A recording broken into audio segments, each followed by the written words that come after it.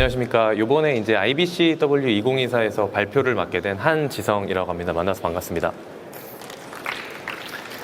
예, 아무래도 이제 이 공급망 관련된 주제이기 때문에 제가 좀 발표할 내용은 하반기 주요 컨테이너 해운 시황 그리고 예상 이슈 관련된 부분이고요. 예, 저는 이제 현대글로비스에서 한 7년 정도 근무를 하면서 현대기아차 특수화물 수출을 좀 도맡아 왔습니다. 그러던 과정에서 사내벤처로 분사를 하게 돼서 지금 뭐 이것저것 많이 맡고 있고요. 이제 저희가 제공해 드릴 수 있는 서비스 관련된 내용들은 뒷단에서 좀 간략하게 좀 설명을 드리려고 하는데, 저희는 이제 해운 데이터, 무역 데이터를 좀 보유를 하고 있고, 그리고 이제 선사별 그리고 이제 포워더별 해운상 운임을 좀 보유를 하고 있고, 그리고 이제 만약에 부킹이나 예약이 진행될 경우 선적 관리할 수 있는 시스템까지 같이 제공을 하고 있습니다. 예, 그래서 혹시 그 발표를 좀 들어보시고 좀 재밌다, 좀 뭔가를 좀 같이 해보고 싶다, 좀 더 정보가 필요하다라고 하시면은 이제 Q41에 저희 부스가 있거든요. 여기 와서 같이 얘기 나누시면은 좋을 것 같습니다. 예, 그래서 목차는 여기 계신 분들이 아마 대부분이 뭐 해상 운송을 잘 아실 거라고 생각을 하지만 어떤 특징을 가지고 있는지에서 간략하게 좀 설명을 드리고, 그리고 이제 현재 시황, 그리고 이제 남아 있는 하반기 동안의 이슈를 몇 개를 좀 설명을 드릴 거고, 그리고 향후에는 이러한 이슈들 때문에 어떻게 될 것 같은지에 대한 저의 간략한 생각을 좀 소개를 드리도록 하겠습니다. 예, 먼저 해상 운송 개요인데요. 이 해상 운송 개요, 그러니까 이제 저희가 이제 좀 타겟을 하고 있는 게 컨테이너 화물이다 보니까 아마 이 선복이라는 개념에 대해 좀 많이 익숙치 않으실 것 같아요. 근데 이 선복이라는 개념은 저희가 왜 그 비행기에서 좌석을 예매할 때 저희가 좌석 하나를 예매하면 거기에 사람이 하나가 앉을 수 있잖아요. 근데 컨테이너 선박에도 이런 선복이 존재를 해서 컨테이너 하나를 실을 수 있는 공간을 선복이라고 합니다. 그래서 이제 이러한 선복, 그러니까 이제 선복 가격, 그러니까 해상 운송 비용이라고 하는데, 뒤에 보시면 아시겠지만 이러한 선복의 가격들, 해상 운송 비용들이 굉장히 널뛰기를 하고 있습니다. 그래서 이게 최근 5년 동안의 SCFI라고 하는 지수인데요. 이 SCFI라고 하면 이제 전 세계에서 가장 큰 공장이자 이 공장을 통해서 나가는 물량들은 대부분 상하이로에서 나가는데, 상하이에서 특정 구간으로 나가는 해상 운임들을 지표화해 놓은 지수입니다. 그래서 많은 분들이 해상 운송 시황을 참고할 때 요거를 많이 활용을 하시긴 하시는데, 코로나 이전에는 뭐 선사들이 통폐합되고 자유경쟁되면서 해운 불황기가 좀 꽤 오래 이어져 있습니다. 이때 저희가 아는 한진해운이 이제 파산한 것도 요거 때문이었고요. 그런데 21년 기점으로 코로나 팬데믹으로 인해서 각국 정부에서 많은 돈을 풀다 보니까 경기 부양이 확 이루어지다 보면서 SCFI가 유례 없이 5천 이상까지 올라가는 내용들이 좀 있었고, 그 이후로 이제 고금리가 계속 지속이 되면서 경기 위축이 되면서 2022년도 하반기부터 23년도까지는 굉장히 국제 물동량이 많이 좀 저조한 이런 상황이 이어졌습니다. 그러다가 갑자기 이제 또 뭐 대중국 관세라던가 아니면 홍해 봉쇄, 그리고 파나마 뭐 가뭄 이슈, 이런 것들 때문에 굉장히 운임이 올해 한 6월부터 한 8월까지 계속 급등을 하다가 최근 한 3주 정도 계속 좀 하락을 하고 있습니다. 그래서 제가 이제 하반기라고 말씀을 드리는 건 이제 이 붉게 표시된 내용, 왜 해상 운임이 계속 상승을 했고, 그리고 최근에는 좀 왜 떨어지고 있으며, 그리고 이제 이런 이슈들 때문에 어떤 것들을 좀 봐야 될지를 제가 간략하게 설명을 드리도록 하겠습니다. 예, 그래서 컨테이너 해상 운송은 특성이 총 한 3가지가 있다고 좀 보이는데요. 첫 번째로는 전기 항로를 운송합니다. 그래서 벌크선이라던가 뭐 LNG선 이런 것들은 수요가 있는 곳마다 배가 배치돼서 뭐 수요돼서 왔다 갔다 움직이긴 하는데, 이 컨테이너선 같은 경우는 2호선을 저희가 돌듯이 특정 구간에 뭐 예를 들면 뭐 지하철 몇 개가 들어가는 것처럼 특정 구간에 배가 몇 척 들어간다, 이런 게 거의 대부분 정해져 있습니다. 그래서 정기선이라고 하고요. 일주일에 한 번 정도 서비스가 존재를 하고 있고, 아시아에서 이제 미주 구간의 서비스를 좀 그 선사들에서 운행을 하려면은 컨테이너선 5척에서 6척이 필요하고, 유럽은 8척에서 10척 정도 필요하다고 알려져 있습니다. 그리고 이 컨테이너 해상 운송은 일반 공산품들을 많이 운송을 하기 때문에 실생활과 굉장히 많은 밀접한 관련이 있다고 알려져 있어요. 그래서 뭐 가공식품이나 전자제품, 가구 식료품들이 대부분 컨테이너화되어 수입되고 수출되기 때문에 이러한 운임 상승이 저희 실생활에 좀 체감이 가능하다라는 좀 점이 있습니다. 그리고 탄력성이 낮은 것들이 아마 이 해상 운송 운임이 급등하게 되는 배경이라고 볼 수 있는데요. 앞서 1번에서 지하철 2호선 같다고 말씀해 주셨는데, 저희가 만약 여기서 지연이 되거나 아니면 갑자기 탈선이 되거나 이러한 경우는 저희가 이제 뭐 다른 그 배 올 때까지 기다리고 이제 사람들이 굉장히 지하철역이 많아지지 않습니까? 그런 것 때문에 저희가 뭐 대기 시간도 길어지고 저희가 도착하는 시간이 늦어지듯이 컨테이너 선박이나 터미널, 컨테이너 장비 등을 단시간에 확 늘리지 못하는 장치 산업이기 때문에 외부 변화에 대한 대응이 신속하지 못하다는 단점이 있습니다. 그래서 이런 것들이 아마 이제 뒤에 보여드릴 이런 해상 운임이 급등하게 되는 계기가 되었던 것 같고요. 그리고 실생활에 밀접한 관련이 있다는 내용에 대해서 외신 몇 개를 좀 뽑아왔는데, 바이든 대통령이 한창 그 코로나로 인해서 해상 운임이 많이 올랐을 때 미국 인플레이션의 원인 중 하나를 해상 운임으로 지목을 한 적이 있고요. 그리고 이제 글로벌 투자은행인 JP 모건에서는 홍해 사태로 인해서 연료 가격 인플레이션 가능성이 높다라고 얘기를 했습니다. 뒤에서 계속 홍해 사태에 대해서 말씀드릴 건데, 저희가 이제 그 페르시아만 옆에 이제 홍해가 있는데, 뭐 이집트랑 사우디를 사이에 둔 홍해 사태가 있는데, 여기가 홍해인데 여기에서 지금 이게 후티 반군들이 굉장히 이제 뭐 해적 활동이나 아니면 공격을 하면서 그 부분이 막히면서 이제 전 세계 컨테이너 선박들이 남아프리카로 이렇게 우회하는 상황들이 많이 발생을 하고 있어요. 이런 부분에 대해서도 뒤에 좀 말씀을 드리겠습니다. 그리고 또 하나는 이 자유경쟁 시장 같지만 엄청난 과점 시장입니다. 상위 5개사의 공급 점유율이, 그러니까 컨테이너 선봉량이 한 57.7% 정도 되고요. 상위 10개사, 여기 한국의 HMM도 포함이 되어 있는데 상위 10개사의 공급 점유율이 84.6%입니다. 이러한 이제 거대 컨테이너 선사들이 3개 정도의 얼라이언스, 그러니까 카르텔을 이루면서 공급 조절을 좀 하고 있어. 공급 조절을 하면서 이런 선복의 가격들을 좀 이렇게 조율을 하고 있다고 보시면 될 것 같습니다. 그래서 이들은 뭐 자유 경쟁인 것 같지만 실제로는 과점이고 카르텔 시장이다. 이런 것 때문에 사실은 뭐 유럽이나 미국 정부들에서 많이 규제를 하고 있고요. 그래서 제가 이제 현재 시황과 하반기 이슈에 대해서 좀 말씀을 드릴 건데, 현재 시황, 그러니까 이제 24년도 6월에 왜 선복이 좀 올랐나에 대한 내용을 좀 말씀을 드리면은, 이러한 홍해 이슈들, 그러니까 이렇게 남아프리카를 우회를 하면서 발생했던 그런 이슈들이 있었고요. 그리고 미국 가는 경우에는 이 파나마 운하를 통해서 가야 되는데, 이 파나마 운하가 갈수기 때문에 파나마 운하를 통행할 수 있는 척수가 제한되어 있었습니다. 이런 것 때문에 이제 공급이 이제 상대적으로 실질 공급이 떨어지게 되면서 유럽이나 원양 쪽, 그러니까 한국에서 태평양을 건너거나 아니면 대서양을 건너는 항로들의 운임이 연초 대비 6월 기준으로 굉장히 많이 상승을 하게 되었습니다. 그래서 이제 공급 측면에서 좀 보자면은 홍해 이슈로 인한 희망봉 우회로 유럽향 운송 시간이 굉장히 많이 증가했고요. 이런 항만 혼잡값 더불어 컨테이너 부족 현상이 일어났습니다. 그러니까 컨테이너 부족 현상이 왜 일어나지라고 생각을 하시면 아래 좀 내용을 보시면 되는데, 이 운송 시간이 증가한다라는 얘기는 이 컨테이너 수가 배 위에 떠 있는 컨테이너 수가 많다라는 의미가 되거든요. 그리고 또 포트 혼잡으로 대기 시간이 증가한다라는 의미는 대기 선박에 적재적인 컨테이너가 많다. 원래는 하루면은 이 컨테이너를 내려야 되는데 이게 3일 걸리고 7일 걸리면서 굉장히 많은 적체들이 일어났습니다. 그렇기 때문에 주요 동남아, 동아시아 수출 항구에서는 컨테이너 부족 현상이 일어났고요. 이런 동남아나 동아시아는 글로벌 SCM 밸류 체인으로 좀 봤을 때 생산 국가이기 때문에 여기서 물건을 빨리빨리 컨테이너 담아서 출하를 하고 유럽이나 미국 쪽에 갖다 놔줘야 되는데 이게 원활하게 돌지 않기 때문에 실질 선복이 감소돼서 해상 운임이 많이 상승되었다고 보고 있습니다. 요 지도인데요. 요 원래 이제 그 가장 좌측에 보이는 이 주황색 선으로 지금 삥 돌아서 가고 있습니다. 원래는 저기 그 이집트와 사우디아라비아 사이에 있는 저 수에즈 운하를 통해서 지나가야 되는데 못 지나갔어요. 그래서 이제 아까 말씀드렸던 탄력적이지 않다라는 부분이랑 좀 많이 직결이 되는데, 이렇게 돌아갈 경우에 이제 모로코, 포르투갈, 스페인 이쪽에서 물건을 내려놓고 뭐 남유럽으로 가던가 아니면 로테르담, 뭐 영국 사우스햄튼, 함부르크 이러한 북유럽으로 진행이 되어야 되는데, 이렇게 이제 그 우측에 표시되어 있던 뭐 스페인 알레시라스나 뭐 발렌시아, 바르셀로나의 항구들이 유명하긴 하지만 상대적으로 크지는 않습니다. 저희가 좀 보면 제가 좀 조사를 좀 해봤는데 2023년 컨테이너 처리량으로 봤을 때 발렌시아가 400만 TEU, 알레시라스가 470만, 바르셀로나가 320만인데 부산항 연간 처리량이 뭐 가장 밑에서 보이실지 모르겠지만 부산항 연간 처리량이 약 2,400만 TU이고 인천항이 한 340만 TU가 됩니다. 그러니까 인천항이 저희가 막 크지는 않다고 생각을 하는데 요런 데들도 이제 요런 데들과 비슷한 데서 이제 물량이 적체가 되다 보니까 여기서 컨테이너들이 원활하게 되지 못하고 적체가 생겼다고 좀 볼 수가 있고요.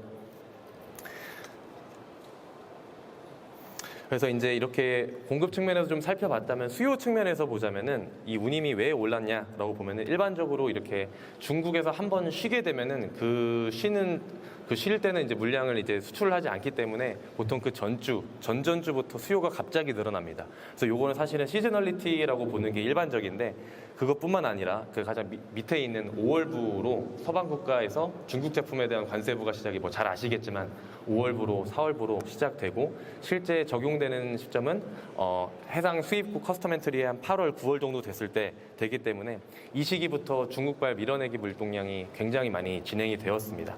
그래서 보시면은 뭐 관세부가 이런 내용들이 수출지의 내용, 수출지와 수입자를 자극시켜서 미리미리 물건을 보내게 했다라고 봐주시는 게 일반적이고 요게 이제 많은 원인이라고 지적을 하고 있습니다. 또 하나는 이제 고환율인데요. 그 고금리가 좀 계속 지속이 되면서 지금은 좀 많이 달러화가 내려오긴 했지만 한 1,380원, 뭐 1,400원까지도 이제 뭐 제가 봤는데 이런 달러 가치 상승의 의미는 자국 화폐 가치가 절하된다는 의미입니다. 그 의미는 물건을 사는 사람은 달러로 사기 때문에 실질적으로 좀 낮은 가격에 살 수 있다라는 얘기거든요. 그래서 해외 업체에 제품을 팔고 달러로 수급하는 수출업체들은 가만히 있어도 매출이 증가되는 효과가 있고 그렇게 해서 수출입자는 더 많이 판매하고 수입자는 더 많이 구매하는 현상이 더 부추겼다. 그래서 이제 2010년 중 코로나 시기를 제외하면 한 5월, 6월 이때쯤이 가장 달러 가치가 높은 시기였다. 그래서 이런 내용들이 수요를 이끌어냈다라고 봐주시는 게 맞을 것 같습니다. 뭐 또 다른 요인들도 좀 있는데요.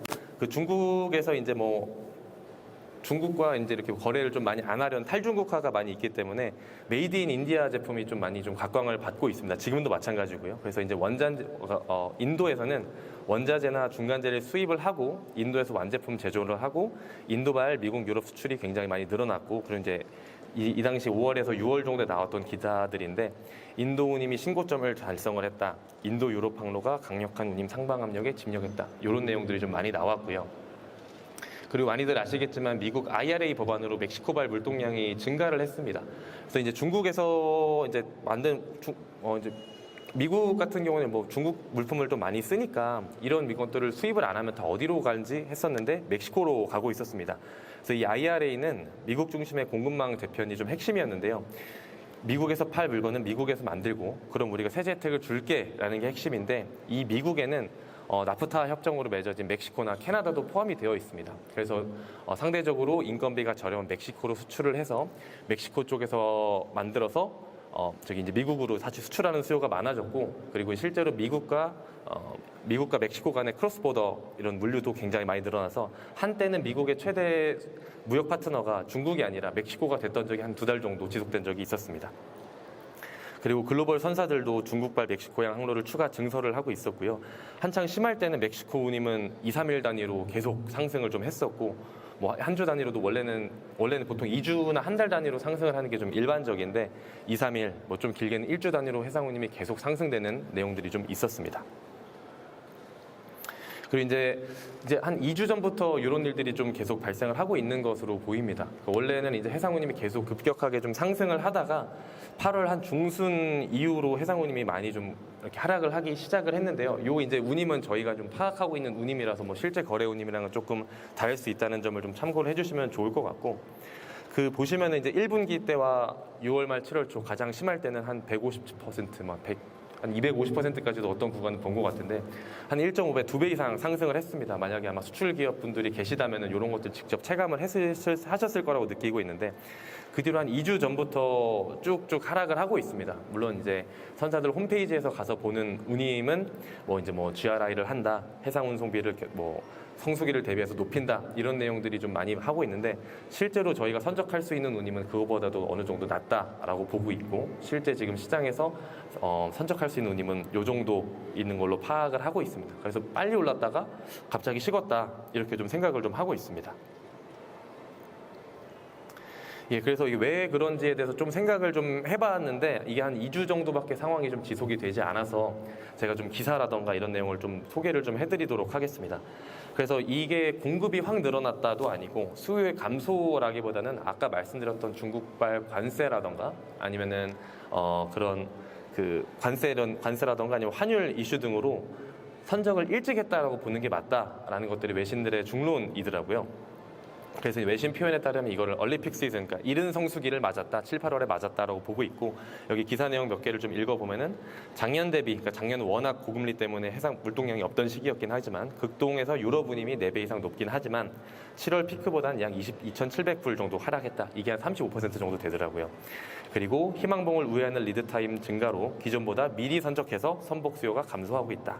그래서 중국 국경절까지 이전, 그러니까 한국으로 봤으면 추석 정도부터 이제 10월 1일 국경절 전까지를 보통 선적에서 해운에서 골든위크라고 하는데, 홍해 이슈로 인한 리드타임 증가로 성수기가 조기에 마감이 되었다라고 이제 외신 주요 저널이 이제 저널 오브 커머스에서 이렇게 얘기를 했고, 이 내용들이 이제 미국에도 좀 동일하게 적용이 되고 있는 것 같습니다. 그런데 이제 이렇게 유럽이랑 미국 같은 경우는 운임이 좀 많이 하락하는 추세지만, 아시아 영내 그리고 이제 중남미 같은 경우는 상대적으로 견조한 것으로 보입니다. 저희도 아직 이 데이터를 좀 확보를 되진 않았지만 기사를 좀 소개를 드리면은, 골든 위크로 인해서 아시아 영내, 그러니까 중국과 인도, 중국과 말레이시아, 뭐 중국과 한국, 중국과 뭐 베트남 이런 데 무역 증가로 인해 해상 운임은 급격하지는 않지만 어느 정도 상승 압력이 존재할 것이다. 선사들이 수익성이 좋은 원양 구간에 선박을 상대적으로 많이 투입을 하면서 이 이제 그 아시아 인트라 아시아 구간의 선복 공급량이 어느 정도 낮아진 것도 이런 운임을 좀 떠받들 수 있는 상황이 되지 않았나라고 많이들 생각하고 계신 것 같고요. 중남미도 마찬가지입니다. 중남미 같은 경우에는 이렇게 이제 제가 이 캡처본을 하팡로이드라는 선박 회사에서 저희가 따온 건데, 보통 이제 해상 운임이 이제 수요가 없다 보면은 이렇게 뭐 좀 낮거나 아까처럼 뭐 10,000불을 올려놨지만 실제로는 6,000불, 7,000불을 제시를 하는 이런 게 있어야 되는데, 중남미는 아직까지 그런 시기가 좀 보이지 않고 있습니다. 그래서 이제 하팡로이드에 따르면 9월 중순까지 중남미양 제너럴 레이트 인크리스, 일괄 운임 인상을 시행을 했고, 컨테이너당 2,000불 정도 올린다고 얘기를 했습니다. 그래서 실제로 9월 운임 대비 8월은 제가 상승한 것으로 확인을 했고요. 선사별로 차이는 있지만 전월 대비 한 1,000에서 2,000불까지 상승한 것으로 파악이 됩니다. 요 이제 아래 두 가지 내용은 국내 저널에서 좀 따온 건데, 멕시코가 니어쇼어링에 따른 북미 생산 거점으로 부각되면서 자동차 부품과 금형 등의 화물이 늘어난 것으로 분석되고, 선사 관계자는 브라질로 향하는 화물이 크게 늘었는데 브라질에 위치한 국내 대기업 공장의 재고가 줄면서 수요가 늘어난 것으로 보인다. 이런 코멘트를 남겼습니다. 뭐 조금 더 이게 내용이 조금 더 확실해지거나 제가 데이터로 좀 확인할 수 있는 부분이 있으면은 저희 블로그에 좀 게시를 좀 하려고 하는데, 아직까지는 이제 이게 2주 정도밖에 소요가 되지 않았기 때문에 이렇게 좀 기사를 소개해 드리는 걸로 좀 대체를 하도록 하겠습니다. 그래서 예상 이슈로 넘어가 보는데요. 파업 이슈가 사실은 어느 정도 크게 작용을 했고 대부분이 조금 많이 마무리된 것으로 보이지만 좀 큰 게 남아 있습니다. 좀 아래 내용인데요. 이건 차근차근 한 소개를 드리도록 하겠습니다. 인도도 불과 한 일주, 한 열흘 전까지만 해도 되니 많이 하는 내용이 좀 많았었는데, 다행히도 8월 27일 정도의 신규 임금안 도출로 인해서 무기한 파업이 연기되었습니다. 전부 다 우리 이렇게 고생했는데 임금을 왜 너희 회사만 돈을 버냐, 우리들도 돈을 올려달라, 이런 내용이고, 그리고 컨테이너 터미널 같은 경우는 자동화 이슈가 많습니다. 부산항에서도 이제 완전 자동화 터미널이 이제 개항을 했는데, 그렇게 되면은 상대적으로 항만 노조들의 일자리가 줄어드는 거기 때문에 주로 임금과 운임 자동화에 대한 이슈들이 파업을 벌이는 이유라고 좀 생각을 하고요. 이 철도 노조, 이 캐나다 철도 문제들도 정말 불과 한 5일 전까지만 해도 되게 좀 많이 됐었는데, 다행히도 정부 소속인 캐나다 노사관계위원회가 파업 중단 명령으로 일단 파업이 불발됐습니다. 그래서 이제 8월 26일부로 업무가 복귀가 되었고, 캐나다에서 이제 캐나다 밴쿠버 항만에서 출발하는 철도 이런 내용들이 이제 순차적으로 발차를 진행을 하고 있고, 여기는 이제 아직 파업 발생 가능성은 이제 높지 않은 걸로 보이지만 여전히 불씨는 남아 있다, 이렇게 보는 게 맞을 것 같습니다. 캐나다 항만 노조도 마찬가지입니다. 이것도 이제 CIRB가 좀 개입을 하고 있는데, 여기도 청문회가 진행의 예정이고 청문회 전까지는 파업 발생하지 않을 것으로 전망하고, 이것도 파업 가능성은 낮은 걸로 좀 파악을 하고 있습니다. 그런데 이 미 동안 항만 노조가 남아 있습니다. 요거 얘네들은 이제 한 40년 정도 파업을 하지 않고 좀 원만한 대화로 풀어나가기 좀 유명했었는데, 이번에는 좀 많이 첨예한 것으로 보여요. 그래서 이제 현지 시간 9월 4일에서 5일 정도에 뭐 이런 내용들이 열리는데, 요때 이제 재협상이 준비되어 있다는 의지를 표현을 했지만, 요런 미국은 이제 전 세계에서 나오는 그 물량을 끌어들이는 주요 수입국이기 때문에 사람들이 많이 좀 이렇게 관심을 가지고 있는 것 같습니다. 만약에 요게 타결이 되지 않는다면 10월 1일부터 파업이 좀 이루어지기 때문에 많은 물류기업이나 수출기업에서도 주시를 하고 계실 것으로 생각이 됩니다. 그래서 이제 제가 노란색으로 표시한 부분이 이제 캐나다, 미국 걸프만 동안 이쪽인데요. 이런 쪽에서 이제 파업을 진행을 하게 되면은 자연스럽게 풍선 효과로 인해서 물량은 서안으로 몰리게 됩니다. 그런데 이제 서안에는 또 어떤 이슈가 있냐면은 아까 보셨듯이 밴쿠버나 캐나다 쪽에서 이런 이슈가 좀 있었고, 그리고 포틀랜드 항만은 또 10월부로 운영이 종료가 됩니다. 코로나 기간 중에 잠시 물동량을 좀 회복을 했었는데 파업 이슈라던가 아니면은 뭐 컨테이너 운영 사업자, 뭐 DP월드 같은 운영 사업자들의 이탈로 물동량이 많이 감소가 돼서 이제 서안에서 남은 선택지는 타코마 시애틀 그리고 LA 롱비치 정도밖에 없지 않나 생각이 되고, 지금 롱비치 서안 운임도 많이 좀 하락을 하고 있는데 이 동안 이슈가 좀 해결이 되기 전까지는 뭐 급격한 하락은 좀 없을 거다, 적정 지지선이 존재할 것이다, 이런 식으로 좀 생각을 하고 있습니다. 그리고 이제 요것들은 이제 뭐 시황과 관련되지 않은 어떤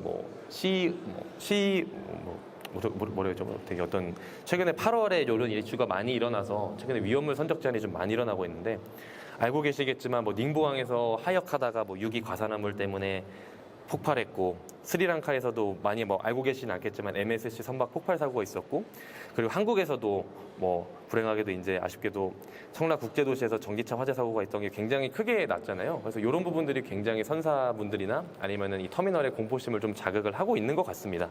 그래서 이러한 일련의 사고로 인해서 위험물 선적을 아예 제한을 해버리거나 규제가 굉장히 많이 강화되는 추세에 있습니다.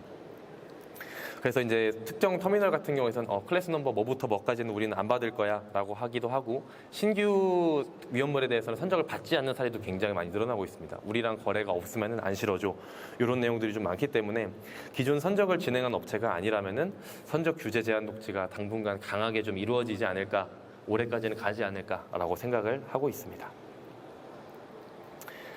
벌써 마지막에 도달을 했는데요. 향후 전망의 몇 가지만 좀 소개를 좀 드리겠습니다.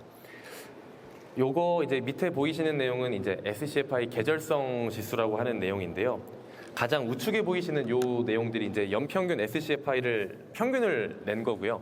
그리고 이제 이것들이 각각의 월로 봤을 때 연평균 대비 얼마나 높냐, 낮냐를 해서 해상 운임이 어느 시기에 좀 많이 오르고 내리지 하는 것들을 좀 이렇게 한 번에 볼 수 있는 표라고 봐주시면 돼요. 그래서 봤을 때는 SCFI 시즈널리티 지수로 봤을 때는 5에서 7월이 보면은 푸르잖아요. 그래서 이제 운임이 상승한 시기는 아니었고, 일반적인 성수기는 그리고 3분기 좀 이게 주황색이나 빨간색이 많은 9월 이후로 보는 게 일반적이다라고 봤을 때, 그리고 코로나 이전을 정상적인 패턴으로 봤을 때 이 11월, 12월 연말 연초 쇼핑 시즌 이전까지는 좀 떨어지거나 이 상태로 좀 가지 않을까라는 생각을 좀 많이 가지고 있는 게 업계분들의 생각이신 것 같습니다. 그리고 이제 뭐 계약을 해보셔서 좀 선사와의 계약을 하신 분들은 좀 아시겠지만, 이 특정 밸리디티 이상으로 운임을 확보를 하는 것이 굉장히 좀 힘들어지고 있습니다.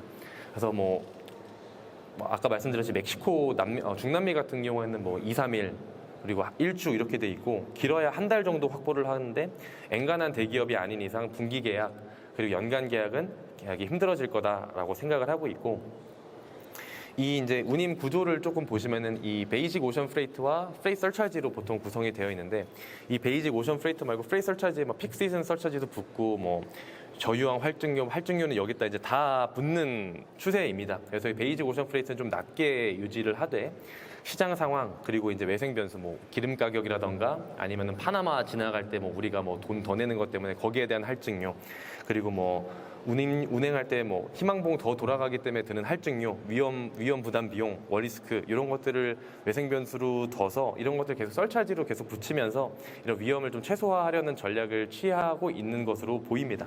그래서 말씀드렸던 것처럼 운임 급등 시기는 밸리티 2, 3일 단위가 운임 속출을 했고, 당분간이 아니라 이제 아무래도 선사들이 점점 더 가점화되면서 특정 기업들에게 페이버를 주는 그런 상황은 좀 많이 줄지 않을까라는 생각을 좀 하고 있고요. 이런 이유들 때문에 주요 메이저 선사들이 아닌, 그러니까 저희가 아까 봤던 12 미만의 선사들, 그러니까 한 시장 점유율 1% 미만의 선사들이 특정 구간에 강점을 띠고 있는 경우들이 굉장히 많습니다. 뭐 RCL이나 뭐 ESL 같은 경우는 각각 뭐 인도나 중동 항로에 좀 많이 특화가 되어 있는데 이런 중소형 선사 사용 비율이 좀 높아지지 않을까라는 생각을 가지고 있습니다. 그래서 저희가 연말에 이러한 중소형 선사 사종 비중에 대해서 이제 한국에서 어느 정도 뭐 연초 2023년, 2022년 대비 이런 선사들을 활용하는 데 어느 정도 늘었는지에 대한 포스팅을 조금 해보려고 지금 데이터를 좀 확인을 하고 있는데 이런 것들이 좀 이런 중소형 선사들을 이용하는 수치가 좀 늘어나지 않을까라고 이제 생각을 좀 하고 있습니다. 그리고 재고에 대한 생각이 조금 많이들 바뀌시고 있는 것 같아요. 그래서 일본 도요타 한 7, 80년대 성공 이후, 그러니까 저스틴타임의 방식을 많은 기업에서 벤치마킹을 해서 재고 비용을 줄이고 이런 것들이 이제 뭐 회계적으로나 아니면 SCM적으로나 이제 좋은 방식으로 채택이 되었는데 팬데믹 이후 공급망 붕괴 속에서는 안전 재고를 최대한 많이 보유를 하고 고객에게 상품을 제공할 수 있는 전통적인 오프라인 유통기업이 계속 신고가를 갱신을 하고 있습니다. 월마트나 코스트코 뭐 지금도 굉장히 잘 나가고 있고요. 이런 식으로 이제 안전 재고를 관리를 하면서 또 거기서 나올 수 있는 또 수익을 챙길 수 있는 이러한 방식들이 좀 더 각광을 받지 않을까라는 생각을 하고 있습니다. 그래서 이제 거의 마지막 페이지인데요. 그래서 저희가 어떠한 기업이길래 뭐 이런 운임을 좀 파악을 하고 어떤 데이터를 활용하는지에 대해서 궁금하실 것 같아서 간략하게 한 2페이지 정도 기업 소개 준비를 해봤습니다. 그래서 저희는 이제 이 해상 운임을 좀 모니터링을 하는 데 있어서 그 이제 선사들의 해상 운임들을 전부 다 저희가 데일리로 수집을 하고 있고요. 그리고 이제 저희 쪽에다가 이제 특정 권역에 좀 많이 특장점이 있는 파트너들을 저희가 제휴를 맺어서 파트너 운임도 계속 주기적으로 업데이트를 받고 있습니다. 이러다 보니까 시장가는 이런데 실제 진행되는 운임은 요 정도구나라는 걸 저희가 뭐 계속적으로 뭐 데일리로 계속 파악을 하고 있고요. 여기서 이제 뭐 매칭이 저희가 운임을 프로모션을 통해서 매칭이 되는 기업들이나 아니면 실제 부킹을 진행하는 고객들을 통해서도 실제 이 정도 가격이면 매칭이 되는구나 이런 데이터도 좀 확보를 하고 있습니다. 그리고 뭐 그리고 이제 제 말씀을 좀 정정하겠습니다. 이러한 두 가지 운임 정보를 조합을 해서 이렇게 이제 특정 구간에 대해서 선사들의 운임이 어느 정도 있었고 그리고 이제 이러한 추세 속에서 각각의 선사들은 어떠한 운임을 가지고 있었는지에 대한 데이터도 저희가 모으고 있고 선사들이 보통 본인들 웹 플랫폼 운임에 해상 운임을 3주 뒤, 4주 뒤까지는 올리고 있기 때문에 그런 데이터도 모으고 있어서 지금은 오르는 시기겠구나, 낮아지는 시기겠구나. 그래서 단기적으로는 한 2주에서 4주 정도까지는 저희가 좀 예측을 조금 하고 있습니다. 그 이상은 사실은 좀 불가능하고 보고 있고요. 그리고 저희가 이제 물동량 데이터도 좀 많이 가지고 있는데 특정 구간에서 컨테이너 기반 물류 정보를 확인을 저희가 좀 하고 있습니다. 그래서 보통 관세청이나 해양수산부 같은 데서는 중량이라던가 아니면은 그 달러, 그러니까 총 금액이 얼마인지의 수출 데이터를 좀 확인을 하고 있는데 저희는 컨테이너 기반으로 물류 정보를 확인을 하고 있습니다. 그래서 특정 항로에서 어느 선사가 어느 제품이 많이 수출되었는지를 하고 있고 위클리마다 모이기 때문에 전월, 전주 대비 뭐 MOM, WW로 품목 비중이 많이 늘었는지 확인도 가능합니다. 그래서 수출입 기업 같은 경우에는 경쟁사가 어느 구간에서 수출을 진행했는지 파악도 가능하고요. 해운업 종사자들은 특정 항만을 개발을 하기 위해서 항만별 물동량 그리고 기업수 확인을 위한 데이터를 활용할 수도 있을 것 같고 일반 물류업체 같은 경우에는 영업 기초 자료로도 확인이 가능하기 때문에 저희는 이런 데이터를 기반으로 시황도 좀 분석을 해보고 저희 나름대로 생각을 좀 정리해보는 이런 이제 정보성 활동도 좀 많이 하고 있습니다. 그래서 아마 제가 이게 발표 자료 같은 것들은 아마 주최 측에서 아마 올려주실 것 같은데 만약에 찾기 힘드신 분들은 제 메일로 연락을 주시면 저희가 요 자료 드릴 거고요. 그리고 저희가 이제 좌측에 보이시는 카톡방 통해서도 이런 해운시황 이슈를 계속 공유를 하고 있고 여기 나왔던 이슈를 좀 모아서 주간 뉴스레터로 이제 많이 이렇게 좀 제공을 해드리고 있습니다. 그래서 이제 이런 것들 많이 활용을 해주시면은 해운시황 팔로우하는 데는 어느 정도 도움이 되지 않을까 생각을 하고 있습니다. 이상 경청해 주셔서 감사합니다. 한지성이었습니다.